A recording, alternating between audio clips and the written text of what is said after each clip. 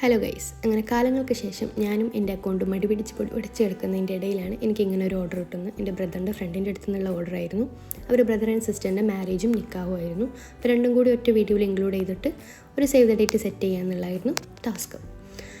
അങ്ങനെ അവർ എനിക്കൊരു Thursday order വന്നു. സൺഡേ ആയിരുന്നു അവരുടെ മാരേജ് ഉണ്ടായിരുന്നത്. അപ്പം പെട്ടെന്ന് ചെയ്യാൻ പറ്റുമെന്ന് ചോദിച്ചപ്പോൾ ഞാനൊരു സ്പോർട്സ്മാൻ സ്പിറ്റിൽ ഞാനത് അങ്ങ് ഏറ്റെടുത്തു.